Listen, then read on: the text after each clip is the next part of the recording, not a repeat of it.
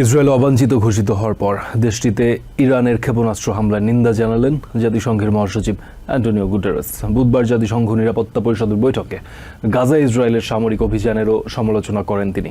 বৈঠকে জাতিসংঘে আমেরিকার রাষ্ট্রদূত লিন্ডা থমাস গ্রিনফিল্ড বলেন, ইরানকে তার কর্মকাণ্ডের জন্য দায়ী করা হবে।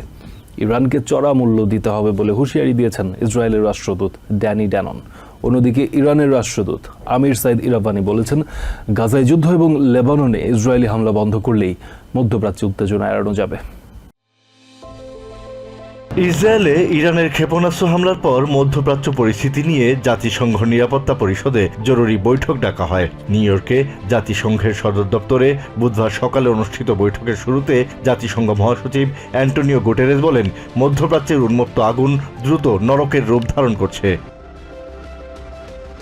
গুটেরেস বলেন, গত এপ্রিলে তিনি যেমন ইরানের হামলার নিন্দা করেছেন, তেমনি মঙ্গলবারের হামলারও নিন্দা জানান।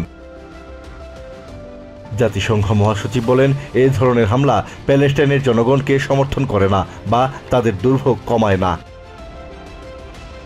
এ সময় গাজায় ইসরায়েলের অব্যাহত হামলারও সমালোচনা করেন গুটেরেস। মধ্যপ্রাচ্যের বেসামরিক নাগরিকদের স্বার্থে সব পক্ষকে সহিংসতা বন্ধের আহ্বান জানান জাতিসংঘ মহাসচিব। ইরানের হামলার নিন্দা জানান জাতিসংঘে আমেরিকার রাষ্ট্রদূত লিন্ডা থমাস গ্রিনফিল্ডও। ইসরায়েলে মঙ্গলবারের হামলাকে অগ্রহণযোগ্য উল্লেখ করে ইরানের ইসলামিক রেভলিউশনারি গার্ড কোর IRGCর বিরুদ্ধে নিরাপত্তা পরিষদকে ব্যবস্থা নেওয়ার আহ্বান জানান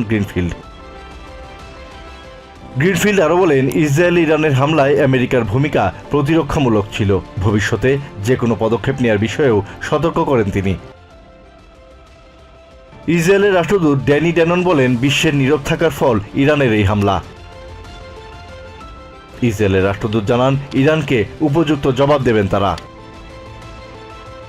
ইরানের রাষ্ট্রদূত আমির সাইদ ইরাভানি বলেন, আত্মরক্ষার জন্যই হামলা চালিয়েছে ইরান।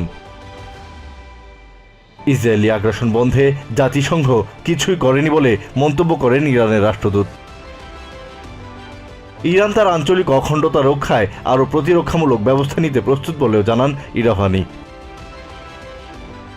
এর আগে ইরানের হামলায় যথাযথভাবে নিন্দা না জানানোর অভিযোগ এনে গুটেরেসকে পার্সোনা নন গ্রাটা বা অবাঞ্ছিত ঘোষণা করে ইসরায়েল। সামাজিক মাধ্যম এক্সে দেয়া এক বিবৃতিতে ইসরায়েলের পররাষ্ট্রমন্ত্রী ইসরায়েল ক্যাটস বলেন, যে ব্যক্তি দ্ব্যর্থহীনভাবে ইসরায়েলের ওপর ইরানের এমন জঘন্য হামলার নিন্দা জানাতে পারেন না, ইসরায়েলের মাটিতে তিনি পা রাখার যোগ্য নন।